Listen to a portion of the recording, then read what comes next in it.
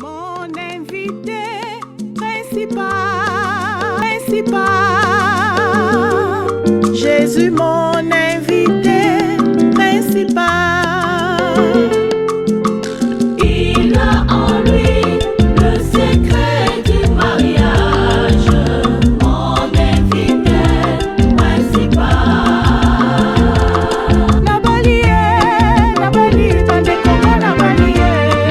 Ete Yesu, nalibala na yo Yesu kusala. Nalibala na yo Yesu kusala.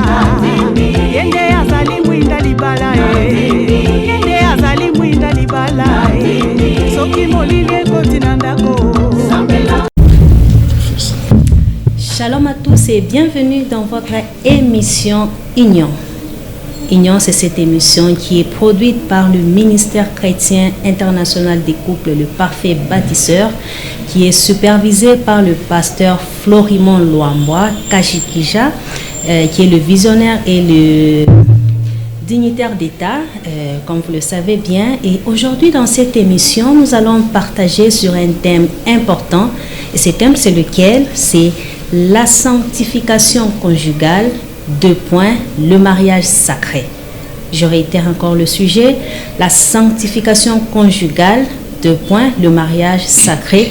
Et ce thème sera partagé par, nous allons le partager avec le pasteur Paul Lengue, c'est lui qui est notre invité aujourd'hui, à qui je dois directement souhaiter la bienvenue dans Union. Et je lui dis directement bonjour pasteur et bienvenue. Merci, bonjour et merci. Nous sommes vraiment ravis de vous recevoir sur notre plateau et dans le ministère Le Parfait Bâtisseur que dirige le pasteur Florimond Luamba, vu qu'il n'est pas là. Aujourd'hui, nous vous recevons. C'est avec vous que nous allons passer ce moment d'échange avec tous ces téléspectateurs qui nous suivent de partout dans la province du Haut-Katanga, et il y a d'autres qui nous suivent aussi sur le net, sur notre chaîne YouTube. Donc c'est tout un grand public qui sera en face de vous pour apprendre sur la sanctification conjugale. Et bien avant cela, vous allez d'abord devoir vous présenter c'est qui le pasteur Paul Lengue. Tout le monde peut quand même savoir, le pasteur Paul Lengue, il est pasteur de quelle église, il est qui, cet homme-là qui va nous communiquer la pensée de Dieu en ce jour. Pasteur, à vous la parole. Merci beaucoup. Avant que je me présente, j'ai toujours désiré d'abord rendre gloire au Dieu Saint, lui de qui et par qui sont toutes choses. Hein. Oui. Parce que sans lui, on ne serait pas ici. C'est vraiment impossible. Nous lui rendons gloire vraiment parce que c'est son œuvre à lui. Et deuxièmement, je rends gloire et remercie aussi l'homme de Dieu, le pasteur Floribert, pour cette confiance qu'il nous donne afin de pouvoir partager dans cette émission. Et je le loue surtout aussi pour cette complémentarité dans les Seigneurs, car nous disons que nous, serviteurs de Dieu, nous ne connaissons pas tout. Nous partageons avec les autres. Voilà, je lui dis sincèrement merci et surtout pour cette confiance. Vraiment, qu'il soit béni aussi par le Seigneur. En fait, je suis le pasteur Paul Lengue Ngoy. En fait, je suis représentant légal de la communauté des églises évangéliques Arche de l'Alliance de l'Éternel. Voilà. Et bien, mon église locale, là où j'ai pris et je sers le Seigneur, c'est l'Arche de l'Alliance de l'Éternel. Nous sommes situés sur l'avenue Kanyama, au numéro 12. Donc la référence, l'avenue du 30 juin, Polo. Déjà là, nous sommes bien repérables. Voilà. Voilà, merci. C'est avec le pasteur Paul Lengue que nous allons passer tout ce temps d'échange, d'édification avec vous, fidèles téléspectateurs. Nous savons que vous êtes nombreux. Pour que cette connaissance ne puisse pas s'envoler, je vous conseillerais de prendre des carnets, des agendas pour prendre note, parce que ça pourra aussi aider une personne de la famille par ce que vous allez apprendre aujourd'hui. Alors nous allons directement commencer, entrer même dans le vif de l'émission, à aborder le sujet qui nous réunit aussi aujourd'hui, la sanctification conjugale, mariage sacré. Pasteur, nous allons commencer par cette petite question. Votre motivation. Parler de la sanctification conjugale, le mariage sacré. C'est un peu du lourd. Merci beaucoup. Eh bien, on ne peut rien faire sans que l'on soit premièrement motivé à faire la chose. Oui.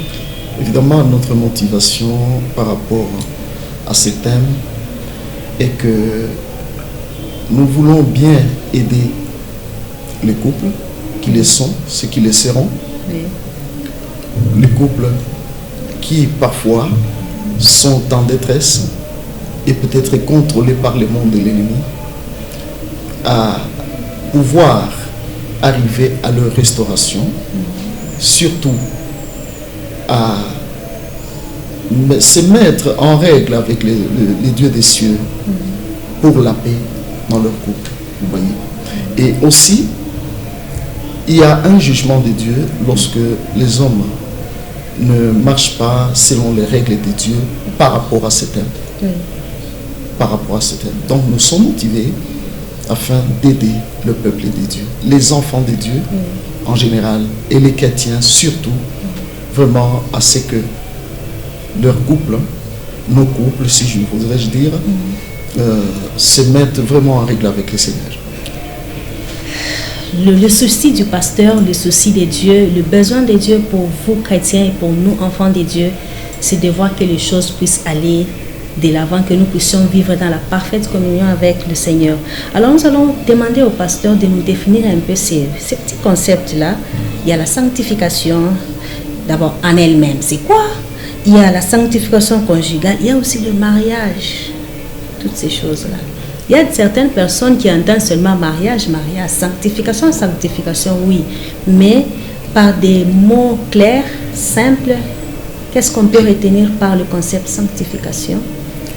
Sanctification également conjugale, parce que quand on voit sanctification, c'est à part. Il y a maintenant la sanctification conjugale, c'est une autre dimension, c'est un autre aspect.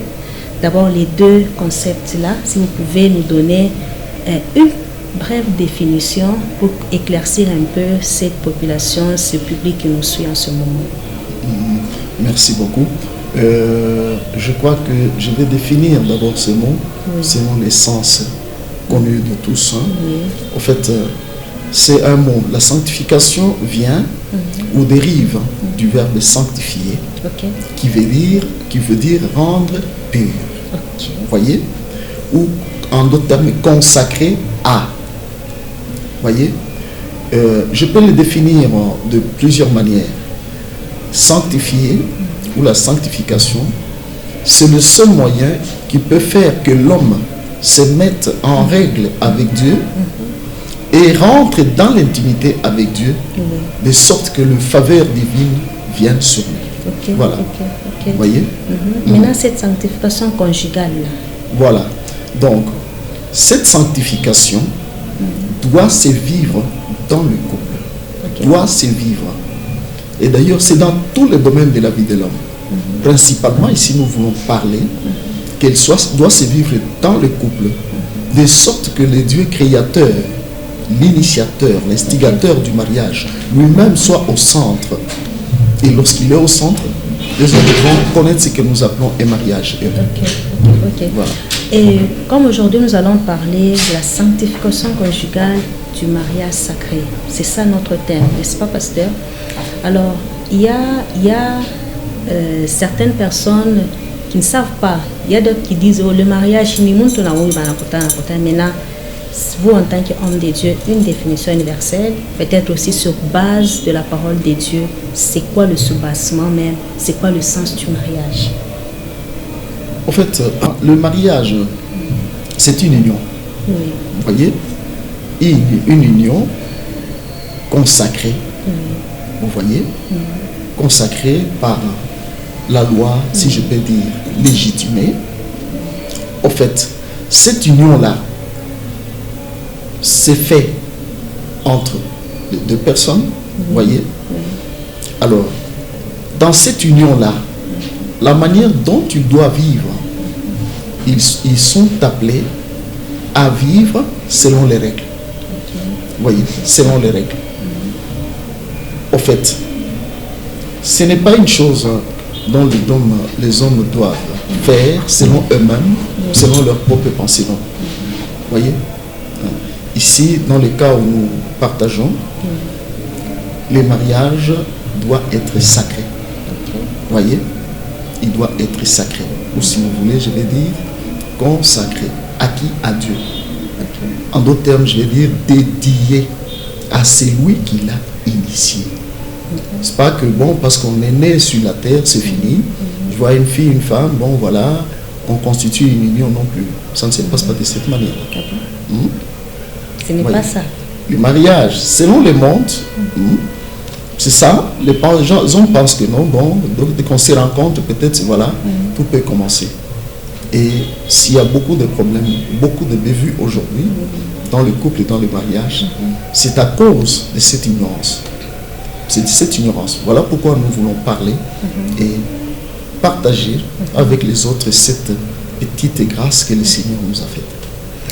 Gloire à Dieu parce que vous êtes bénéficiaire de cette grâce que Dieu a déposée sur l'homme de Dieu.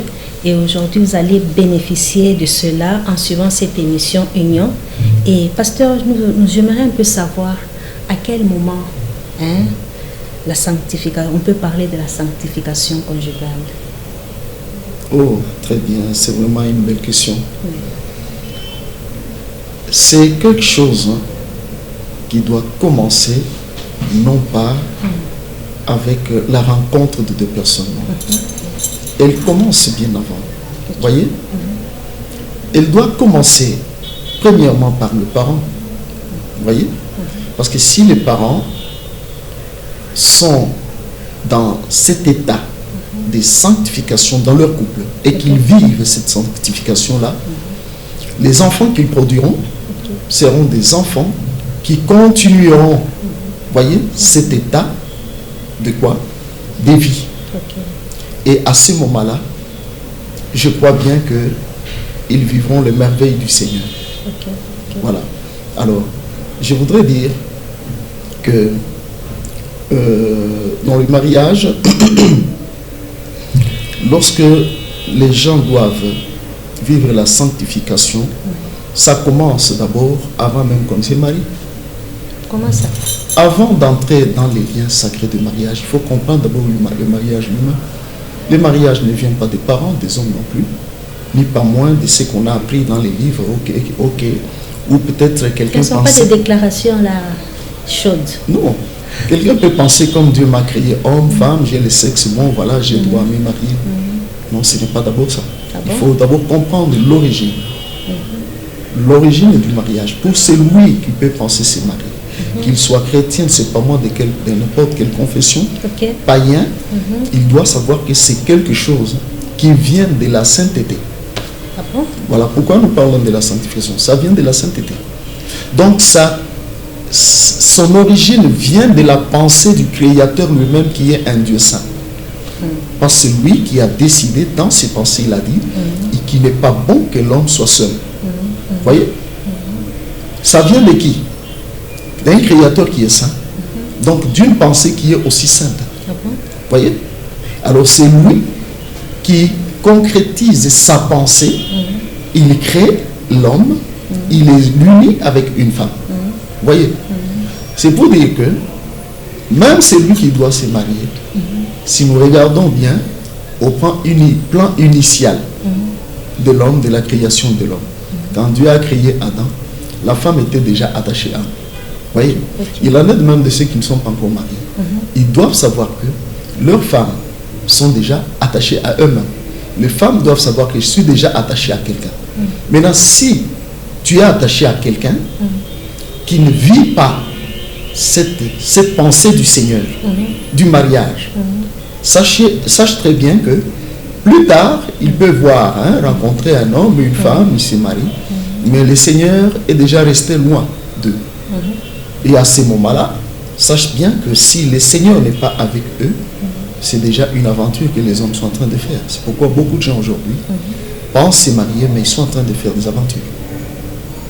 Ils se marient, ils payent la dot, mais c'est de l'aventure. De l'aventure, sûrement. Pasteur, expliquez un peu, parce que là, ça devient un peu intéressant. La personne paye la dot. Très bien. La personne est en règle.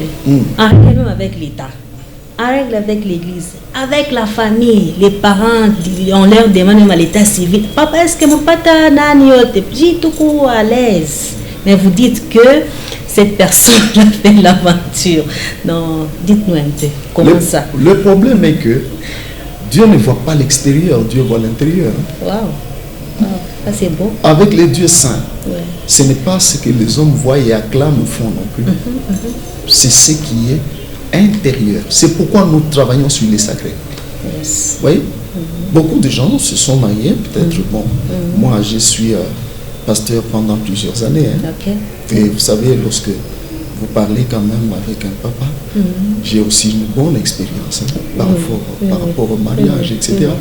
C'est tout ce que j'ai fait pendant plusieurs années. Vous voyez, beaucoup de gens, j'ai eu à recevoir par exemple quelqu'un qui aime une fille, il vient, il se fait baptiser et tout, et tout, et tout. Mais son intérieur, ce n'est pas ça. Or, l'homme doit être connecté avec Dieu, pas par un autre moyen, si ce n'est que par la sanctification. Ok. Vous voyez, ce qui veut dire que les gens peuvent. Moi, j'ai trouvé un homme, une femme, tout ça. On demande la dot, tout. On donne tout. On va à l'état civil. Très bien, il n'y a pas de problème. Et même à l'église. Mais le problème est que est-ce que ce qui a été fait, Dieu l'a approuvé ou pas? Parce qu'il y a les gens qui le font avec une petite ruse au-dedans d'eux. C'est-à-dire quoi? Il sait très bien que je vais entrer dans ces liens de mariage. Et d'abord, avant d'y entrer, tout doit être réparé, voir est-ce que vous y entrez. Avec toute la pureté, comme je l'ai dit, la sanctification ou pas. Beaucoup sont entrés, mais ils entrent avec parfois des esprits qui l'accompagnent, ou les deux viennent avec les esprits. Pourquoi? Parce que peut-être avant qu'ils ne se rencontrent, ils ne vivaient pas cette sanctification. L'homme marchait avec sa femme à son côté, mais il n'a pas cette sanctification. Ok. Et c'est le cas parce que vous constaterez avec l'expérience que nous avons, beaucoup de ceux qui entrent dans les mariages n'y entrent pas chastes ou pas moins vierges. Comprenez? Oui. Ça veut dire qu'ils ont commencé par perdre cette sanctification. Maintenant là, quand ils vont se marier, est-ce qu'il y a eu réparation ou non? Vous voyez? S'il n'y a pas eu réparation, c'est que les hommes doivent savoir, ça je l'ai dit en tant que serviteur de Dieu, et qu'une fois que l'homme tombe dans le péché, sur le plan spirituel, il ouvre une porte d'entrée aux esprits. Voyez? Oui. Ces esprits vont entrer en lui et les posséder. Yes. Ils seront tranquilles en lui-même. Voyez? Mais ces esprits ne partiront jamais aussi longtemps qu'on ne les a pas chassés. C'est une règle spirituelle dont tout le monde sait. Voyez? Que les esprits, on les chasse. Et pour qu'ils partent, la personne doit remplir certaines conditions. Voyez? Parce que les esprits rentrent par une porte, la porte que la personne a ouverte. Par exemple, que la personne est tombée dans l'impudicité, comme nous parlons du mariage. Oui. Tout comme la personne peut tomber dans le mensonge, etc. La porte a été ouverte, l'esprit entre. Et dès qu'il entre, directement la personne perd ce qui fait sa force et la volonté. Ok. Ça veut dire qu'elle est déjà soumise au maître à qui il a obéi. Voyez? À ce moment-là, c'est ce maître-là qui contrôle la personne. Ok. Ok. La présence des esprits, c'est le sceau même de Satan. Voyez? C'est l'appartenance, ça indique l'appartenance de la personne. Yes. Spirituellement, cette personne appartient au diable, si je peux le dire. On n'a pas besoin on n'a pas peur de citer ça. Justement. Voyez un peu. Et à ce moment-là, lorsqu'on va chercher à se marier, Oui. on y va seulement vague à vague parce que j'ai trouvé un beau gars, voilà, une belle fille, et c'est tout ou pas. Et je vous dis que c'est l'origine même, vraiment, de détresse, des troubles, des conflits, Ok. de tout ce que vous voyez, entendez aujourd'hui dans le mariage. Parce que si le départ n'est pas bon, l'arrivée ne sera pas aussi bonne. Voyez? Si la source est mauvaise, voyez, tous les courants de l'arrivée sera pollués. Voilà.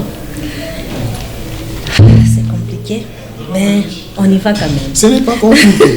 Voyez? Oh là là. Mais je voulais un peu savoir, parce que cette histoire de sanctification, je sens que c'est un sujet qui est très très important pour les couples, même peut-être pour ceux-là qui cherchent à entamer le processus de mariage, parce que quand ils vont suivre cette émission, ça va vraiment être bénéfique pour eux. Vous avez dit qu'il y a de ces gens, peut-être il est en union, il s'est déjà marié, mais il n'est pas avec la cote. Dieu, quand il crée l'homme, la cote est déjà là, la personne qui lui était prédestinée. N'est-ce pas? Elle est déjà attachée à lui, mais il faut qu'il découvre. Mais comment découvrir sa véritable cote, pour que tu vives cette sanctification peut-être du mariage, le mariage soit peut-être, bon, si vous pouvez comprendre mon plus grand souci, parce que c'est pas aussi facile de vous capter, de vous saisir, parce que vous avez dit des très grandes choses, mais c'est cette chose-là qui a un peu attiré mon attention. Adam, Dieu avait déjà placé Ève à ses côtés, mais aujourd'hui, on voit que les mariages se brisent. Il y a de ces hommes-là, il a été avec plusieurs femmes, mais il y a une côte là, il y a quelque chose là que Dieu avait déjà placé à ses côtés. Peut-être il ne sait pas comment découvrir, pour aider ce frère-là qui nous suit maintenant à découvrir sa côte, pas par tâton, il essaie à gauche, à droite. Ah, merci ma fille. Franchement, c'est là qu'il y a beaucoup de dégâts. Oui. Parce que tu viens de dire quelque chose qui m'interpelle aussi. Oui. Vous voyez, par exemple, quelqu'un qui se marie avec une femme, il divorce, il prend une autre, etc. De quelle côte appartiendra la vraie femme? C'est laquelle? Vous voyez, par exemple, ça me vient à l'esprit. Les hommes doivent avoir de la connaissance. Et par rapport à cette connaissance est que le mariage vient du Créateur. Et nous connaissons très bien la procédure qu'il a utilisée pour faire quoi? Pour instituer le mariage. Donc, son œuvre est parfaite. Quand il a créé l'homme, la femme était déjà au-dedans de l'homme. Vous voyez? Maintenant, pour que quelqu'un découvre que est-ce réellement l'homme à qui j'appartiens, auquel je suis attaché, ou la femme qui est attachée à ma côte, cela ne dépend pas de l'homme. Cela dépend du Créateur lui-même. Voyez? Parce que à l'origine, les deux personnes que Dieu a unies dans leur union là, personne n'a fait son effort pour faire le choix. J'ai toujours dit, même aujourd'hui, lorsque les gens font les choix, bon, parfois on a enseigné, beaucoup, surtout les jeunes, des critères, etc.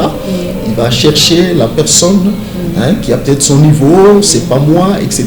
Sa taille, tout ça, la taille qu'il aime. Mais dans la pensée de Dieu, ce n'est pas ça. Parce que Adam n'a eu aucun critère, Ève aussi non plus, n'a pas eu de critères ou pas moins de choix. C'est Dieu qui fait les choix. Et comment Dieu le fait-il? Quand il a fait le premier couple, eux-mêmes n'étaient pas informés. Personne n'est informé. Et d'ailleurs, vous constaterez que quand Dieu a créé l'homme, Adam et plutôt la femme ne savait pas. Et lorsqu'il va créer la femme, il a fait que l'homme ne sache pas aussi non plus. C'est ça. Cela veut dire que le Seigneur n'a pas voulu que l'homme sache l'œuvre qu'il fait. Lui-même dans sa discrétion. Vous voyez? C'est pourquoi même les gens qui doivent se marier, eux-mêmes doivent avoir aussi la même pensée de savoir que c'est Dieu qui m'a préparé mon partenaire. Vous voyez? Et si alors c'est Dieu qui t'a préparé son partenaire, tu dois d'abord être en intimité avec ce Dieu-là. C'est lui-même qui rapprochera. Vous voyez? Par sa sagesse et par sa connaissance. Ta pointure des chaussures. Sinon, tu vas prendre une autre pointure et quand tu oseras de marcher, tu ne marcheras pas. C'est pourquoi alors, parfois, ça ne marche pas dans beaucoup de couples. Vous voyez? Il faut toujours se référer au Créateur. Aller auprès de lui et dire, Seigneur, je sens que je suis maintenant prêt pour me marier, mais je sais que je suis attaché à quelqu'un. Ça, c'est la femme. Et l'homme peut dire que non, il y a quelqu'un que tu es attaché à moi-même.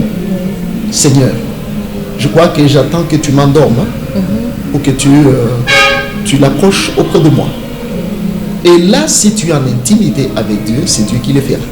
Voilà pourquoi j'ai toujours enseigné qu'aujourd'hui, les hommes se marient, mais ils ne rentrent pas dans le véritable mariage selon le plan de Dieu. Qu'est-ce que cela veut dire? On se marie à 3 niveaux. Ok. Le premier niveau, c'est le niveau spirituel. Voyez, c'est là qu'il y a l'œuvre que Dieu fait sans que l'homme sache. C'est lui-même qui travaille. Oui. C'est le niveau spirituel. Ok. C'est ce qu'il a fait. Et voilà, il va rapprocher. Les deux, quand il les rapproche, bon, l'homme se réveille, la femme à côté de lui, excusez-moi, Ok. la femme à côté de lui, Oui. et soudain là, voilà, c'est les romantiques qui commencent. Ok. Et là, il rentre dans le troisième niveau. Ok. Le troisième niveau qui est le niveau psychique. Vous comprenez? Le niveau spirituel, c'est Dieu qui fait son œuvre, sans que l'homme ne le sache. Le niveau physique, l'homme voit maintenant ce que Dieu a fait. Et là, il voit que non, non, non. En tout cas, c'est elle. Ok. Pour ceux qui se sont mariés, je vois pour la plupart des cas, si vous demandez comment ils se sont rencontrés, comment ils se sont mariés, ils vous diront que non. J'avais senti dans mon cœur, je me suis dit que non, je dois épouser cette femme-là. Vous voyez, pour la plupart des cas, ça a été comme ça.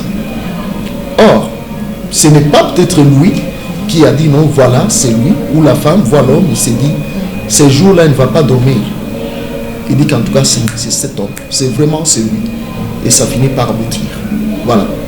Donc, ces trois niveaux, c'est ça les mariages selon Dieu. S'il y a les mariages, c'est moi parce que non, j'ai vu.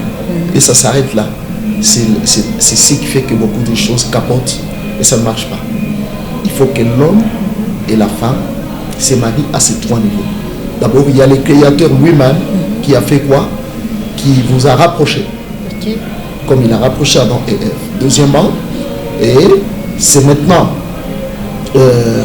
vous-même, vous voyez et puis vous vous acceptez le niveau physique et le niveau psychique, c'est maintenant dans votre âme. Parce que l'amour, ce n'est pas à l'extérieur, c'est à ces niveaux-là. C'est là. Et le véritable amour. Voilà. J'aimerais un peu savoir, par rapport à ce que vous avez dit, étant berger, à quel niveau l'Église peut maintenant peut-être aider, en commençant peut-être par cette émission, l'Église peut aider les gens dans ce processus-là. Parce que il y a certaines personnes, tout ce que vous avez dit là, la personne ne connaît pas ces choses-là, elle ne sait pas comment écouter Dieu, comment découvrir, mais comment est-ce que l'Église peut orienter ces jeunes-là qui sont un peu éparpillés? Peut-être eux sont seulement au niveau physique. Le spirituel là, ça ne les intéresse pas. Parce que le spirituel là, c'est pour les frères là qui parlent en langue. Le spirituel là, c'est pour les gens qui se passent peut-être devant. Mais il y a ces jeunes là, il a aussi un grand avenir. Peut-être Dieu a une mission avec lui, mais son plus grand problème, c'est comment découvrir cette personne que Dieu avait prédestinée pour lui. Le rôle de l'Église. Voilà, c'est ça le travail que les bâtisseurs est en train de faire. Oui. Les bâtisseurs est en train d'aider déjà. Oui. C'est ça, l'Église, Oui. qui est en train d'aider le marié et les non-mariés, ceux qui se marieront, les jeunes comme vous le dites. Vous voyez. Oui. Au fait, l'homme doit premièrement savoir qu'il ne doit pas vivre loin de son Créateur. Aujourd'hui, nous sommes en communion avec notre Créateur par sa parole. La parole se donne à l'Église. Ok. Voyez, c'est la chose que les gens doivent aimer. Et l'Église elle-même aussi doit organiser. Voyez, via son département de fiançailles, mariage, famille, les enseignements comme nous les donnons aujourd'hui. Vous comprenez? Oui. Malheur à ceux qui n'ont pas d'église ou qui ont des églises où on n'organise pas ces enseignements. Ok. Voyez un peu. Mais Dieu, dans son amour, il fera tout. Vous voyez que lorsqu'on parle ici, peut-être quelqu'un n'a jamais entendu ou son église n'a jamais parlé de ces choses. Au fait, ça. ce n'est pas aussi un défaut. Oui. Parce que quand Dieu nous appelle, nous avons des talents différents. Justement. On peut être serviteur de Dieu, mais il y a une chose dont on ne maîtrise pas bien. C'est ça. Et si C'est l'autre ça. maîtrise, j'ai besoin de cette complémentarité, comme je l'ai dit ici. Oui, oui. Vous voyez, pour que nous puissions ensemble faire le même travail du royaume afin d'aider le peuple de Dieu. Vous voyez pourquoi j'ai béni Papa Florimond. Oui. Vous comprenez? Oui. Et pour surtout aussi son humilité. Voilà. Oui. Donc, là, ce que les jeunes doivent faire, ce que les mariés doivent faire, parce qu'il n'y a pas que les jeunes. Oui. Je veux te dire sincèrement Oui. que s'il y a quelque chose qui souffre plus que toute autre chose, c'est les mariages et les couples. Ah bon? Sur je peux dire 90% des couples sont en souffrance. Ah bon? Pourquoi? Parce que ce que nous traitons ici n'a pas été mis en place déjà dès le début. Ok. Ils sont partis peut-être sans Dieu, sans connaissance, et là où ils sont allés, Chemin faisant. ils sont allés eux-mêmes se vendre à Satan, s'investir, s'infecter des démons qui commencent à les diriger, et au lieu à la place de l'amour, c'est la haine. C'est ce que j'ai dit ici. En moi, 10 couples. En tout cas, sur les 10, il y aura peut-être 1 ou 2 qui vivent très bien, en paix, mais les 9 autres, je vous dis, c'est la catastrophe. Ça, c'est selon mon expérience que j'ai. Selon mon expérience que j'ai. Les couples souffrent vraiment. C'est un domaine qui doit être très bien travaillé. Et peut-être il y a quelque chose que je vais ajouter. C'est que peut-être les hommes et les couples ne savent pas. Et que la famille, les mariages, c'est quelque chose de plus grand. Ah bon? La famille et l'église, c'est une seule institution. On va expliquer un peu. Oui, j'explique. Intéressant. Les créateurs, avant d'appeler l'église, il appelait d'abord la famille. Vous comprenez? Et il savait aussi que plus tard, il aurait aussi besoin de cette famille parce qu'il savait qu'il porterait la chair. Vous voyez? Oui. Voilà pourquoi, lorsque Dieu ordonne la consécration des diacres, c'est pas moi des évêques, etc., il dit ceci. Quelqu'un aspire-t-il à la charge d'évêque? Premièrement, il dit qu'il soit irréprochable. Vous voyez, là encore, Dieu pousse toujours les hommes à se mettre en règle avec Dieu. Nous avons un Dieu de principes et de règles. Une fois que cela est violé, sache très bien qu'il reste, il n'avance pas avec vous. Vous voyez? Alors, il dit qu'il soit irréprochable. Deuxièmement, il dit quoi? Mari d'une seule femme. La charge que la personne veut recevoir, c'est une charge ecclésiastique. Mais Dieu rentre en famille, il dit quoi? Il veut de l'ordre dans la famille. Quand il dit mari d'une seule femme, ça veut dire quoi? C'est une personne qui ne doit pas vivre en désordre. C'est ce que moi j'ai eu comme révélation, que le mariage, c'est la fondation que Dieu a placée là où il est venu faire qu'à construire son église. Ça va de pair. Voilà pourquoi les règles de la famille sont les mêmes règles à l'église. Prenons l'exemple d'une femme qui symbolise même l'église. Vous voyez un peu? La femme, la Bible dit, elle doit se soumettre à son mari, etc., etc., tout ça. Ce sont les règles que vous trouvez à l'église. La femme ne doit pas s'élever au-dessus de l'homme ou prendre l'autorité sur l'homme. Ce sont les mêmes règles. Vous m'excuserez, peut-être je peux parler de ma doctrine. Bon, on a des doctrines différentes, mais qui sait, peut-être ma doctrine pourra aider même une seule personne. Vous comprenez? Et par exemple aujourd'hui, par rapport à la doctrine, nous avons des doctrines où, au fait, c'est maintenant fréquent. C'est venu un vent qui est venu, parce qu'auparavant n'était pas ça. Les gens permettent avec la femme puisse prêcher, avoir même un ministère. Un ministère, c'est autre chose d'abord. Vous voyez, c'est tenir devant les hommes. Aujourd'hui, on voit les femmes bénir même les mariages. Aujourd'hui, on voit les femmes venir faire tout, baptiser, etc., etc. Vous comprenez? Or, quand vous lisez dans la parole de Dieu, l'apôtre Paul, lui-même, qui a écrit cette parole-là, il a dit que la femme ne peut pas le faire parce que les risques est qu'il prenne l'autorité sur l'homme. Vous comprenez? Qu'il prenne l'autorité sur l'homme. Là, j'ai dit, je me suis excusé, mais attention, je suis évangéliste, c'est mon ministère. Quand je parle, même si vous suivez dans toutes mes émissions, je parle comme je l'ai dit ici. Vous comprenez? Peut-être que je vais blesser la doctrine, votre doctrine, mais je vais m'en excuser d'avance. Mais voilà. Mais la parole de Dieu, depuis qu'elle a commencé, et on ne doit pas changer n'importe quoi. Si quelqu'un l'entend de sa manière, bon, tant mieux, mais selon mon entendement à moi. Vous voyez Dieu être strict dans la formation de Paul à Timothée. Pourquoi? Parce que les mêmes règles de la famille accompagnent aussi l'Église. Vous voyez? Qui peut accepter dans sa maison que sa femme soit au-dessus de lui? La femme gronde, lui c'était. Non, vous voyez?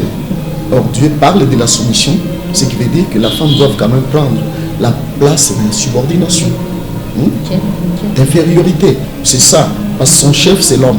Ça c'est la parole, personne ne peut la contredire. À l'église aussi, c'est la même chose. Vous savez, lorsque on prêche la parole, vous voyez, c'est de l'autorité que nous transmettons. Va dire par exemple, Paul qui dit qu'il faut corriger, censurer, et peut-être on réprimande même. Ce n'est pas bien si qu'une femme réprimande quand même les hommes. Il dit que non, parce que nous avons nous-mêmes les mêmes Saint-Esprit. Bon, je vais fermer cette parenthèse parce qu'on risque d'aller sur en dehors de notre sujet. Alors, revenons encore dans le sujet. Je voulais vous demander, parlant toujours de la sanctification conjugale, maintenant, je voulais savoir qu'est-ce qui souille. Parce que quand on parle de la sanctification, ça veut dire que quelque part, il y a eu la saleté, il y a eu le péché. Maintenant, qu'est-ce qui souille le mariage? Et puis, comment y remédier? Voilà. Je sens maintenant que c'est maintenant qu'on doit attacher nos ceintures pour décoller. Oui, oui. Là, maintenant, on peut décoller. Ce qui suit le mariage et quoi encore? Comment y remédier? Comment y remédier? Oui. Très bien. Voilà. Je vous ai dit ici, je le reprends, que si les hommes pouvaient comprendre l'origine même du mariage, je l'ai dit qu'il vient de la pensée du saint. Et que l'homme qui doit penser y entrer doit directement commencer à penser à la sanctification. Pour que tu vives avec tous les garde-fous, avec toutes les faveurs du Créateur, car c'est lui qui vous protégera de tout. Vous voyez? Alors,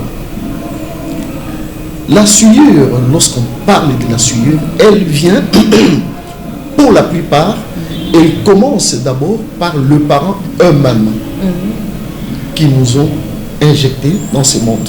Vous voyez? S'ils étaient impurs, on hérite déjà d'eux-mêmes. La Bible elle-même le dit, qu'on a hérité la vaine manière de vivre de nos pères. Vous voyez?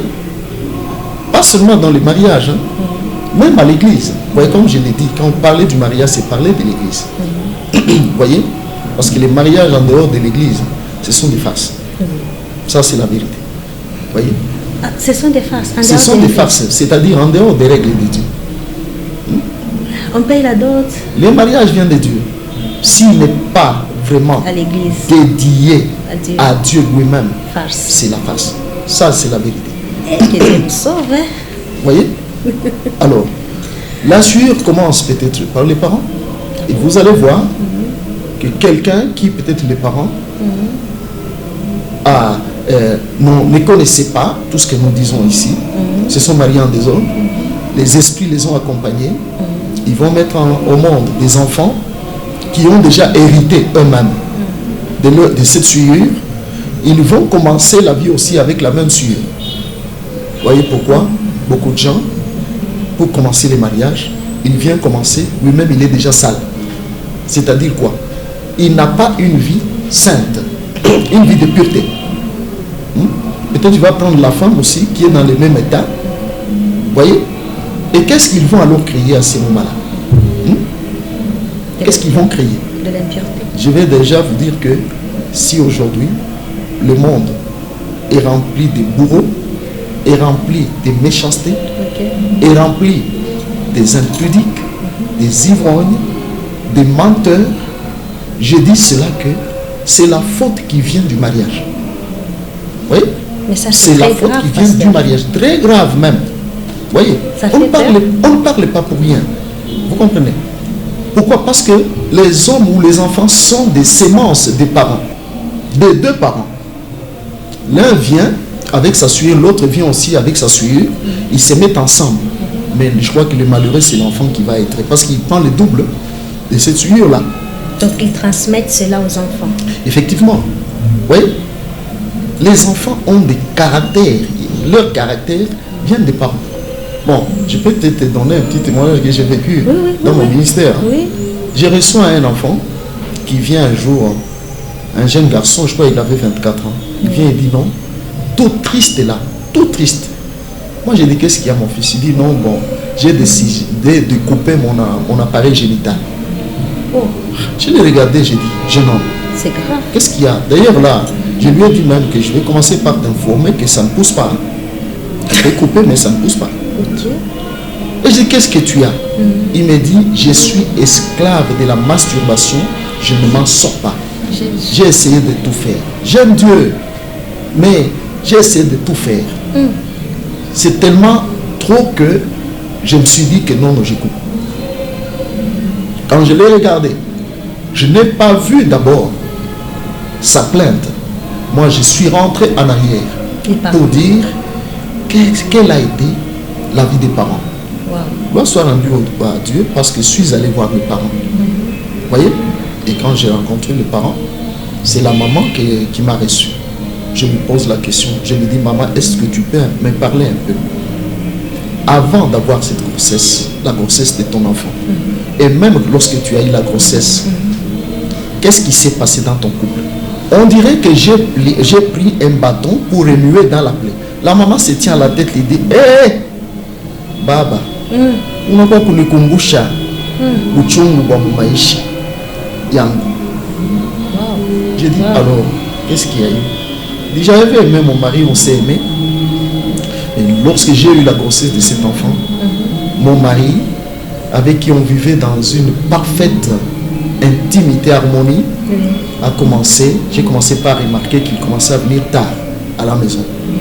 C'était 22h, finalement minuit, finalement 4h, finalement, il pouvait passer toute une nuit ailleurs. Et des jeunes faisaient que pleurer, jusqu'à ce que je me suis accouché de cet enfant. Vous voyez? Je lui ai dit, mais est-ce que maman, tu ne constates pas que c'est ce que tu me racontes? Parce qu'il m'avait dit que mon fils ici est toujours triste. J'ai dit oui, cette vie, cet état de vie-là a été communiqué à ton enfant. Voilà pourquoi on a cet enfant. Et maintenant, résultat, l'enfant ne sait pas supporter. Il pratique l'impudicité par masturbation.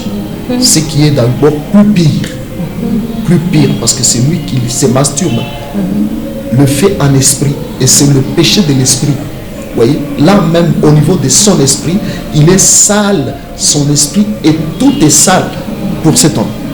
Pour ceux qui le font, peut-être ceux qui auront l'occasion d'entendre, qu'ils sachent que c'est dangereux et c'est pire, la pire des choses que l'on peut faire. Vous voyez? Un autre exemple, je reçois une petite fille, bon, de 13 ans. La petite fille me dit que non, j'ai 13 ans, mais j'ai commencé à coucher avec les hommes à l'âge de 8 ans. Oh Dieu. Oui. Ce que je dis, c'est la vérité. Hein? Ma fille, donc, si tu me regardes bien, ma tête ici n'a pas l'air de quelqu'un qui peut vous mentir. Hein? Justement, ça se voit. Vous voyez? Alors, j'ai dit 8 ans, elle dit oui. J'ai 13 ans, mais j'ai déjà couché avec 24 hommes à 13 ans. Vous vous rendez compte? À 13 ans. Je n'ai pas vu la fille. Je me suis dit non, il y a un problème. Et quel était le problème? J'ai dit je dois connaître ses parents. Et quand je vais connaître son père avait d'abord, c'est pas, je crois, 6 femmes. Vous comprenez? Comme on dit, les hommes qui aiment bien le sexe, ils coupent ça et là. Ce qu'ils oublient est qu'ils sont en train de détruire leur progéniture, leur famille. Ils produiront des enfants qui ne seront pas utiles, qui vont continuer à détruire aussi et les autres. Vous comprenez pourquoi le monde est très méchant aujourd'hui? Hein? Vous voyez? Alors, j'ai compris que non, la fille n'a même pas tort. C'est la sémence qui était très mauvaise. Elle est victime. Victime, la sémence qui était mauvaise. C'est là que tu trouveras beaucoup d'enfants, des parents s'acharner, peut-être punir sévèrement les enfants. Mais quand Dieu les regarde, Dieu se moque qu'il dit que l'enfant n'a rien dans tout ça. Monsieur, c'est toi qui as mal sémé. Et tu récoltes ce que tu as sémé. Yes. Ce sont des lois spirituelles qui sont véritables. Voilà, si nous pouvons rentrer dans notre pensée, si déjà la souillure accompagne, par exemple, les couples qui veulent se marier. Oui. Là, je peux donner un exemple. Oui. Dans l'expérience que nous avons, beaucoup de jeunes se marient après avoir pratiqué d'abord l'impudicité. Pour les uns, ils commencent cette amitié et finalement ils se marient. Oui. Ils oublient que sur le plan spirituel, ils ont déjà souillé leur mariage. Ça, c'est vrai. Ça peut aboutir au mariage ou non. Si ça aboutit, sache très bien que les deux là, d'abord sont accompagnés par des esprits. Vous voyez les esprits que nous appelons incubes ou succubes. Ok. Les termes vulgaires là, on dit mari des nuits, femme des nuits. Vous comprenez? Oui. Et dis-moi un peu, ces mariages-là, et vous et les esprits, c'est pire que les mariages de polygamie. Moi j'appelle ça d'ailleurs un mariage à polygamie spirituelle. Il suffit que vous ayez entre vous deux, l'homme et la femme, un esprit ou plusieurs esprits. Mais c'est un mariage conflictuel. Vous voyez? Être en conflit avec un esprit. Non, cet esprit-là, ça veut dire quoi? Il n'acceptera pas que vous vivez dans la sanctification Et l'harmonie même. et l'harmonie. Voilà pourquoi il va vous utiliser. Parce qu'au niveau de votre esprit, cet esprit-là vous contrôle. Oui. Vous pouvez vous battre même pour 10 francs, vous vous battez. Vous voyez? Vous pouvez vous battre même à cause, parce que non, la femme n'a pas mis le piment sur la table. Comme on le sait, la femme oublie toujours. C'est fini, ça devient un problème et vous vous battez. C'est la Oui. guerre. Là, c'est Et la moralité guerre. dans tout ça, Oui. je voudrais dire ici, trop de conflits dans le couple. Oui. Et s'il y a un couple conflictuel qui m'entend, le problème n'est pas d'abord peut-être au niveau de ton mari ou de ta femme que tu vois et peut-être que tu as commencé à haïr pour dire qu'elle est troublée, elle me fait du mal. Mais regarde quand tu l'as épousée, quel était le sentiment que tu avais. Vous voyez? Il y a des choses qui s'est cachées, qui se sont révélées qu'après. Oui. Vous voyez? S'il y a un bon traitement de couple, vous vivrez ce que nous appelons un mariage heureux. Vous voyez? Donc, le problème est de savoir comment on s'est marié. Si on s'est marié dans la sueur, ça veut dire que vous êtes déjà accompagné par le diable et qu'il ne sait pas son rôle. Il est là pour. Le diable vient, la Bible dit, le voleur vient pour dérober, égorger et détruire. C'est pourquoi, quand vous lisez la destruction ou le vol, on a volé l'amour, il n'y a plus l'amour. Ça veut dire quoi? Quelque part, il a été là où il est encore là. Vous voyez, la destruction, il y a ceux qui arrivent à détruire même les biens et à détruire les mariages lui-même, ils arrivent jusqu'à divorcer. Ça veut dire quoi? Il y a un travail spirituel qui s'est fait. Parce qu'au préalable, il n'y a pas eu, vous voyez, un bon traitement. Vous voyez pourquoi nous bénissons même une émission comme celle-ci vraiment, qui doit aider les enfants et même les couples. Vous voyez? Beaucoup de gens les vieillissent avec l'amour, ils se sont aimés. Beaucoup de gens ne vieillissent pas avec l'amour. Ça diminue. Et vous savez comment ça se fait? Il suffit qu'il y ait un problème aujourd'hui. Les esprits là, ils vont vous cogner vos têtes. Peut-être pour un petit problème peau, mais sachez très bien que l'un entre dans un état, peut-être dans la colère, ou les deux. Ils se séparent pendant un temps. Mais sachez très bien que là, vous perdez déjà un pourcentage par rapport à votre amour. Et si les conflits continuent, pendant que ça conflit, vous perdrez tout jusqu'à ce que vous allez vivre seulement par habitude ou soit parce qu'on a des enfants. Ce qui n'est pas dans les plans de Dieu. Parce que les enfants partiront et vous resterez vous-même. Vous comprenez? Maintenant, comment remédier à ce problème-là? Ah voilà. Comment remédier à ces problèmes? Dieu a toujours un plan B. Oui. Donc, ce que je peux appeler une porte de sortie. Yes. Voilà. Si le Seigneur Jésus est venu sur terre, il est venu pourquoi? Il est venu pour réparer l'irréparable. Wow. Ce que Satan a détruit. Voyez? Donc, il faut courir auprès du Seigneur. Et le Seigneur agit aujourd'hui au travers de son Église, au travers de ses serviteurs. Vous comprenez? Voyez? Allez voir, voyez les serviteurs de Dieu, présentez votre problème. Et les serviteurs vous amèneront à la genèse de votre union. Comment vous êtes mariés? Si vous avez commencé à entrer par la fenêtre, le serviteur comprend déjà que non. Ça veut dire que vous aviez déjà vendu votre mariage. Et quand vous partiez là, vous étiez déjà sur une chaîne de l'ennemi comme un chien que l'on traîne. Vous voyez? Il n'ira pas là où il veut. Personne n'a voulu dans son mariage qu'il y ait les conflits. Non. Personne n'a voulu que l'on soit l'un à côté, l'autre aussi à côté. Hein? Vous voyez? Homme et femme, non. Vous voyez? Mais si cela arrive, ça veut dire qu'il y a anguille sur roche, comme les gens le disent dans ce monde. Voyez-vous? Alors, donc, pour remédier à cette situation, il faut rentrer en arrière. Voyez? Un problème, on ne le traite pas hein, au milieu. Tu arrives seulement, tu trouves quelqu'un qui parle et tu veux juger. Non. Il faut comprendre. Hein, on te donne l'exposé. Tu sais que non, bon, voilà. Ça a commencé du point A jusqu'au point X pour savoir maintenant juger. Justement. Notre vie aussi a une genèse. Yes. Vous comprenez? Oui. Va couper un arbre hein, au milieu. Il va repousser. Oui. Mais si tu les dessouches, il n'existera plus. Justement. C'est pourquoi, pour remédier à cela, je vais même rentrer dans la parole de Dieu. Oui. Oui. Dans Proverbe chapitre 28, verset 13, la Bible dit, c'est lui qui cache ses transgressions ne prospère point. Vous voyez? Tu veux prospérer dans ta vie, même dans le mariage, même si votre mariage est déjà à terre, même si vous avez déjà divorcé, l'un dans son camp. Vous voyez? Oui. Tu veux prospérer. La première chose, Dieu dit, il faut commencer par voir quoi? Tes transgressions. Mais tant que tu les caches, tu ne prospéreras pas. Yes. Ça, c'est un secret spirituel que j'ai toujours donné aux enfants de Dieu. Oui. Vous voyez? Pourquoi? Parce que Satan se cache dans ce que tu caches là. Voyez-vous?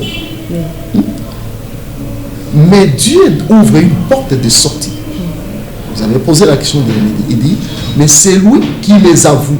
Donc, qui avoue ses transgressions.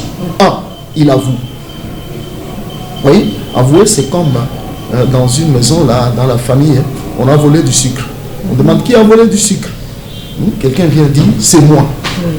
Et d'abord, c'est rare. Hein? Même les enfants vont poser la question. Tu vas voir que tout le monde cherchera à se cacher pour dire que non, il faut que l'on dise que c'est l'autre. Vous voyez? Or, avouer, c'est courage-là. Quelqu'un qui avoue, quel que soit le mal que tu as fait. Une fois que tu les avoues, ça, nous sommes dans les principes de Dieu. Deux, bon, en fait, je voudrais dire qu'avouer, ça veut dire que tu les dis devant la personne qui est devant toi, entre autres les serviteurs de Dieu. J'avoue, par exemple, que non, j'avais commis l'inceste avec mon père, avec ma soeur. Ça, je vous l'ai dit, c'est déjà la source de la délivrance. La délivrance ne vient pas comme peut-être on dit, non, chassons les démons, partez. Ce n'est pas d'abord ça. Non, les démons ne sont pas bêtes, hein. Ils connaissent leurs lois, leurs droits. Vous voyez? Leurs droits.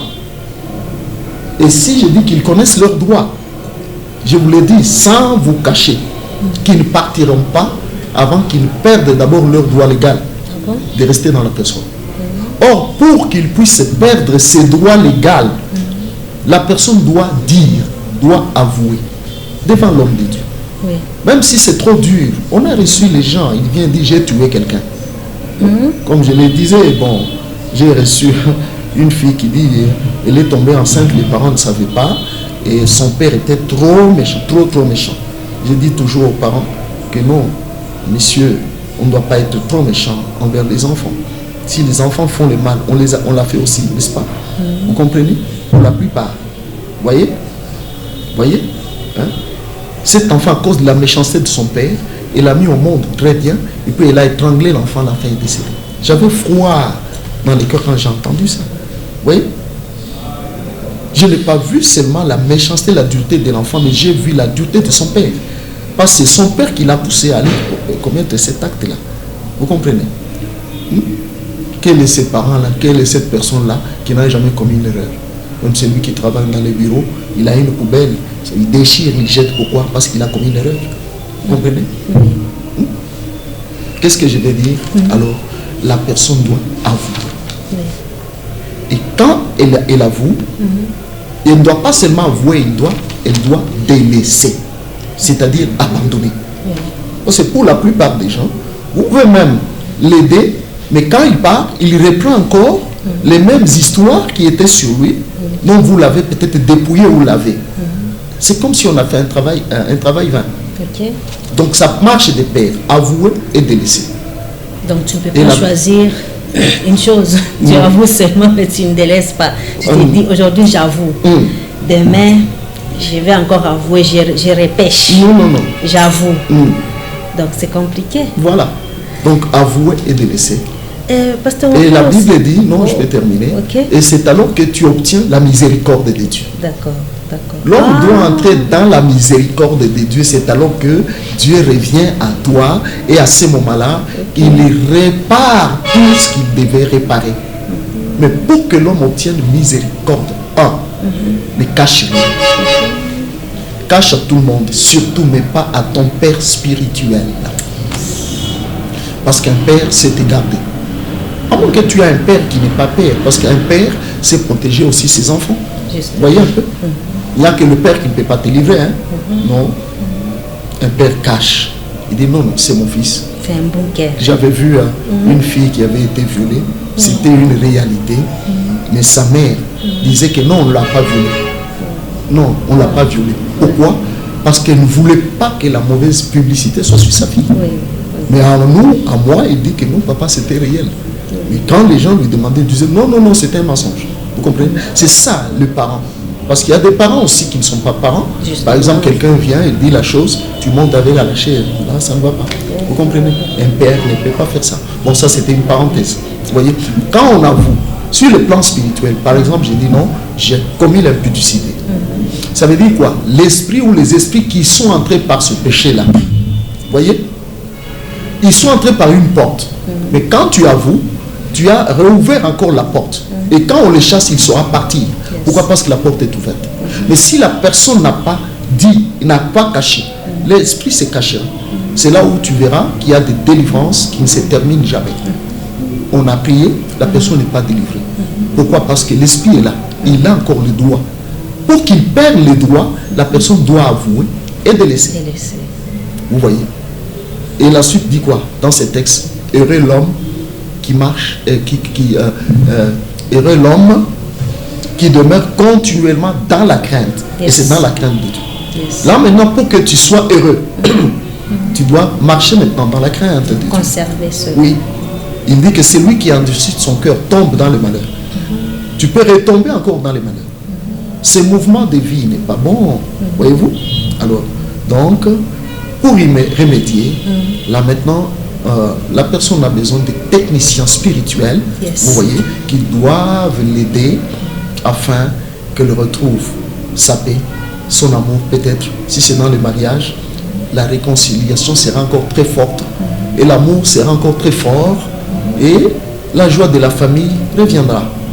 Même les enfants sont contents lorsqu'ils voient les parents vraiment en harmonie, les parents se parler et surtout une bonne famille. Les soirs, et tous ensemble, ils fléchissent les genoux devant le Père de toutes les familles, comme l'apôtre Paul l'a dit, que j'ai fléchi les genoux devant le Père de qui toute famille dans les cieux et si sur la terre tire son nom, le Père des familles. Voyez, si nous voulons parler de la sanctification, parce que la famille elle-même a un Père. Dieu n'habite pas l'église, Dieu habite dans nos familles. Donc la famille est plus grande que l'église, vous comprenez ça? Vous voyez? C'est là qu'il vit avec nous. Il doit être plus près de ses enfants. Dans l'église, nous allons pour nous rentrons. Il va rester dans le temple, pas pour dire venez dans ma maison. Non. Et Dieu souffre, ça je vais le dire. Il souffre parce que là où il doit vivre sa sainteté, il est là avec ses enfants, il trouve les désordres, il trouve que tout est chambardé. L'ennemi a tout chambardé. Voyez un peu. Il trouve peut-être des caractères, des comportements indignes. Dans un couple, peut-être on attend, on insulte les enfants, on les punit avec violence. Vous voyez? Non. Vous voyez? Voilà. On peut continuer, je crois, on a encore le temps. Fidèles téléspectateurs, vous sentez comment que c'est... Moi-même, je suis sous émotion. C'est tellement bon. On sent que La matière est abondante, hein? La sanctification conjugale, le mariage sacré. Cette histoire ici, on ne va pas en finir aujourd'hui. Et on sent que Dieu a déposé, il y a un grand dépôt dans l'homme de Dieu. Et nous tous, on a besoin de manger cette nourriture spirituelle que le Seigneur lui a donnée. Mais les médias, la presse, c'est le temps. J'espère que vous allez nous comprendre, pasteur. C'est avec pincement là. On est obligé d'arrêter l'émission par ici, faute de temps. Mais on se fixe rendez-vous pour poursuivre avec ce grand thème. Avec plaisir. Avec plaisir. Hein. Si nous vivons pour ça. Oui. On n'est pas serviteur. Parce que j'ai comme l'impression, on n'a même pas atteint, on est qu'au début. Effectivement. Au début. Mais on sent que la matière est abondante. La deuxième émission, la troisième, la quatrième. J'espère que vous allez épuiser tout ce que Dieu vous a donné. Merci. En 1 heure, c'est petit. Merci beaucoup. Merci beaucoup. Petit mot vraiment, peut-être pour clôturer. Il y a un thème aussi qu'on aura aussi à développer. Oui. La sanctification du lit conjugal. Wow. C'est là qu'il y a beaucoup de problèmes. Ça viendra lorsqu'on va épuiser ceci. On épuise d'abord ça. Il y a un petit mot que nous voulons dire à nos téléspectateurs que le Seigneur nous aime tous. Et la pensée du Seigneur est de voir le couple dans l'état de sanctification. Amen. Pour que lui-même soit là, car c'est sa place, la plus sûre place sur terre. Le Seigneur vivre dans le couple, dans nos mariages. Imaginez-vous que Dieu, ça veut dire que vous êtes les petits. Vous n'allez pas chercher loin. Pas chercher loin. C'est la chose qui aujourd'hui manque. Et même à l'église. L'église sera faible si elles ne sont pas fortes. Ça, c'est la vérité. Et même notre génération sera faible si nous continuons à ne pas régler ces problèmes, ces grands problèmes. Vous voyez? Nous avons fini. Encore une fois. Merci ma fille. Merci à notre réalisateur. Oui. Merci aussi à papa Florimond. Vraiment, que Dieu le bénisse et qu'il bénisse toute sa famille. Car notre bénédiction est de parler de la part de Dieu. Nous vous aimons tous au nom de Jésus-Christ. Merci beaucoup, pasteur, pour votre intervention, d'avoir béni ce peuple qui nous suit dans la province du Haut-Katanga. Si vous nous suivez dans vos maisons, c'est parce que c'est moi, Jérémie Mouanana, qui fait tout. Non, c'est l'intelligence d'un homme qu'on appelle des vrais. Lui, c'est Béa, le réalisateur de cette émission. Toujours à son poste, et il fait ce travail. Et nous sommes dans la vie parce que vous étiez nombreux à nous suivre et à aimer cette émission. Vous êtes si nombreux à aimer cette émission. Merci Dieu parce que cette émission vous bénit et quand vous nous suivez, nous sommes aussi émerveillés. Cette émission, on ne l'a pas encore clôturée, si je peux bien le dire. On n'a pas encore épuisé tout ce qu'on avait préparé. L'homme de Dieu, il a encore un grand bagage à communiquer au peuple de Dieu. Pour aujourd'hui, nous clôturons, nous nous arrêtons par ici et nous vous fixons rendez-vous dans nos prochains numéros. D'ici là, restez connectés sur notre chaîne. Au revoir. Mon invité principal. Jésus, mon invité principal.